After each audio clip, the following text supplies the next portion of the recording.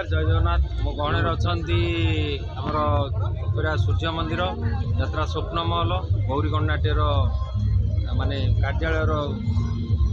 कर्मचारी जड़े आते तो आप परिचय दिखाँ मो ना अभय कुमार महापात्र। कौन कहे खंडगिरी महासभा प्रथम पर्यायर गौरीगण नाट्यर माने जो दबदबा रही कौन कहे गौरीगण नाट्यर जो अपूर्व सफलता नहीं दर्शक को कौन मेसेज देवे? मु तो देखली प्रथम पर्यायर जो भाया गौरी चली एमती तो आग को बहुत चलो एबे तो जो भाया भिड़ हो भावी 8000 चेयर आज पड़ी टिकेट भी नहीं टिकेट नहीं काउंटर 7टा भीतर सरी धन्यवाद देवी आमर प्रयोजक प्रमोद कुमार स्वाई की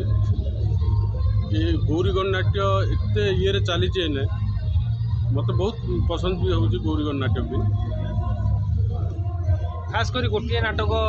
उपर बेसी दर्शकों डिमांड रही रानी पंडा खंडगिरी मन रानी पंडा खंडगिरी नाटक कौन सारांश आप देखिए दर्शक तो बहुत बढ़िया ये नाटक भी चले लोक भी बहुत आसवे खंडगिरी बहुत बढ़िया नाटक आगु को यात्रा अनुष्ठान जो भाई परिस्थिति है आगु को यात्रा अनुष्ठान नहीं कौन कहे कहीं केतोटी हाथ गणती यात्रा अनुष्ठान छाड़देले अलग अनुष्ठान कौन बेपार ना सारा ओडिशा रे खंडगिरी कथा नुहे सारा ओडिशा रे तो जोटा है तो प्रयोजक मानकर अंटा माने कहला भाया सड़खा संभवपर नुह आगामी दिन यात्रा भविष्य को नहीं कौन कह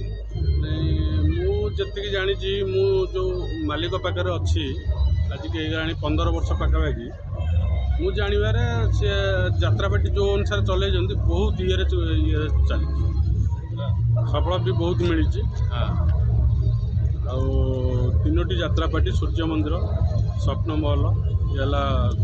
गौरीगण नाट्य ये बहुत भी सफल चली नाट्य स्वप्न महल भी आप आसो सूर्य मंदिर भी आसो जो गौरीगण नाट्यर अपूर्व सफलता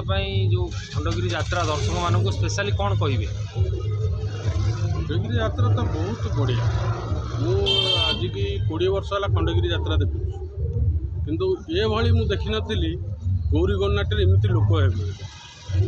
मुझे वर्ष प्रथम देखुची गौरीगण नाट्य एमती लोक है। धन्यवाद।